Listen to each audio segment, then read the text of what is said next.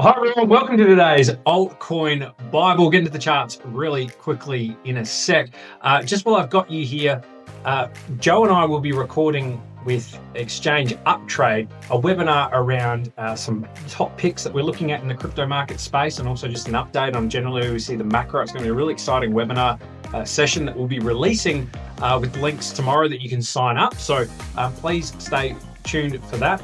Tomorrow as well is newsletter day. If you're a subscriber, I will be releasing an update on our top 10 portfolio. It is a longer month. We've got 5 weeks and 5 Thursdays in this month. So when that does happen, we do a video. I go through our top 10 portfolio and just break each chart down and basically walk you through what I'm seeing and if there's going to be changes to the buy and sell signals. And just generally tell you where the market sits at that current time. They're generally reasonably long sessions, and I really enjoy them. So that's dropping tomorrow. Again, I will provide the link for the webinar. All right, let's crack into the charts. Now, SUI is going off its head. It's up about 140% from the lows, if I'm not mistaken. It got up about 140 at its peak. Now, what's interesting about SUI is, and it's been talked about a lot in circles that on Twitter, especially from the likes of Raoul Paul and others, it's got a very interesting team. It looks to be a very interesting layer one option competing with the likes of Solana and even ETH, but it's a very low market cap. It's about $2 billion. It's an interesting case. So you can dive in and do the fundamental value, but I'm looking at a pure charting standpoint. I believe that Grayscale just released a trust with SUI in it, so that's probably why we're seeing this expansion of price actions trying to meet that speculation. So just broadly though, SUI was in a massive downtrend on the daily, just like a lot of cryptos. When you see massive moves like this, I get very cautious and skeptical, especially in this current environment. Of course, I do expect the market to be stabilizing fairly soon here. Bitcoin and Ethereum look like they are, which is great. So that will lend credence to some of these cryptos, moving higher in the short term. But again, with a 140% move in this climate, I'm still expecting this to come down a little bit, where you can get some value. If maybe you like SUI, you've decided to move out of SUI, or you've just been watching it, you're looking for those the optionality to move back in. I think this is a great time because you're seeing an attempt at a trend change here. It's broken that downtrend, and now it's going to come back and retest these levels. If they hold, then we can get quite excited. But with SUI here, I think the Fibonacci levels that I've just outlined here, moving back down to the breakdown level, very interesting. 0.86.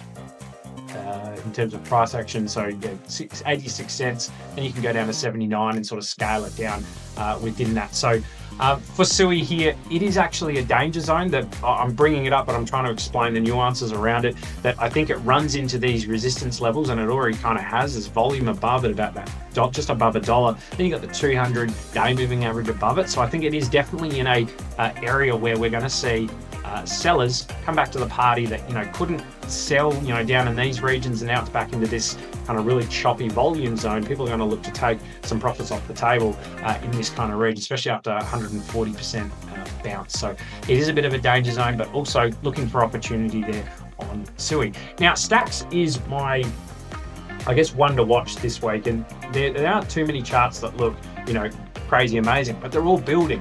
And I'm looking at STX right now because I think with Bitcoin stabilizing and moving higher, and just how STX has been, I guess, consolidating in this downward wedge that it broke out of, came back down, retested the low, broke back out again, and now it's building into this ascending wedge. Now I've got this red line here indicating the danger zone here, and I might just get rid of that, because what I'm seeing is essentially a ascending triangle through this region. So just to go over it again.